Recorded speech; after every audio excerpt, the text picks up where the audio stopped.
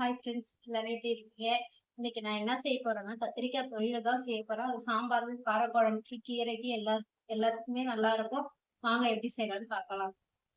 பாருங்க, நான் கத்திரிக்காய் வதக்கிறதுக்கு பொரியல் செய்ய கொஞ்சோண்டு வெங்காயமும் ஒரு சின்ன தக்காளியும் கட் பண்ணி வச்சுருக்கேன். பிஞ்சு கத்திரிக்காயை நான் ஒரு 3 கத்திரிக்காய் கட் பண்ணி வச்சுருக்கேன். இப்போ அதை வதக்கி செருவாக அரிஞ்சு வதக்கிக்கலாம். அளவுக்கு எண்ணெய் ஊற்றிக்கலாம்.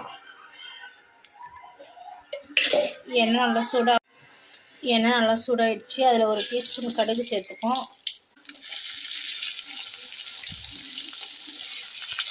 அது கூடயே நம்ம ஒரே ஒரு குட்டி தக்காளி கட் பண்ணி வச்சோம், அதையும் சேர்த்து நல்லா வதக்கிக்கலாம்.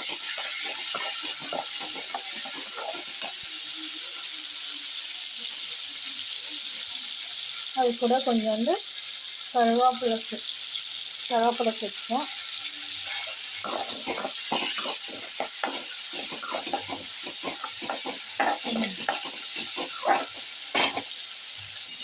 நல்லா வதங்கட்டும்.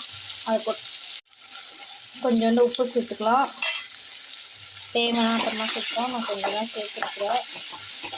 நல்லா வதக்கிக்கலாம். பாருங்கள், நல்லா தக்காளி நல்லா வதக்கிட்டு அதில் நம்ம கட் பண்ணி வச்ச கத்திரிக்காயை சேர்த்துக்கலாம். கத்திரிக்காயும் சேர்த்து நல்லா அதில் வதக்கிக்கலாம்.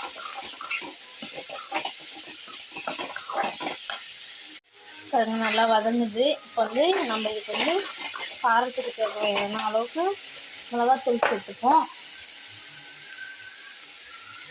ஒரு 1.5 டீஸ்பூன் வீட்டு குழம்பு மிளகாத்தூள், ஒரு 1/2 டீஸ்பூன் கறி மசாலா,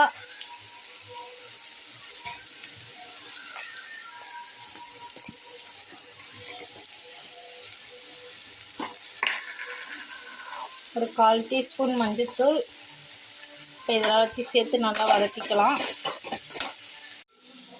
நல்லா வதக்கியாச்சு. இப்போ கொஞ்சோண்டு தேவையான அளவுக்கு காய் வேகிற அளவுக்கு தண்ணி ஊற்றிப்போம்.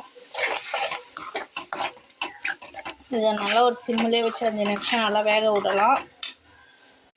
பாருங்கள், கத்திரிக்காய் நல்லா சுண்டி எண்ணெய் மேலே திரிஞ்சு வந்துடுச்சு. அவ்வளோதான், இது சூப்பராக ரெடி ஆகிடுச்சு.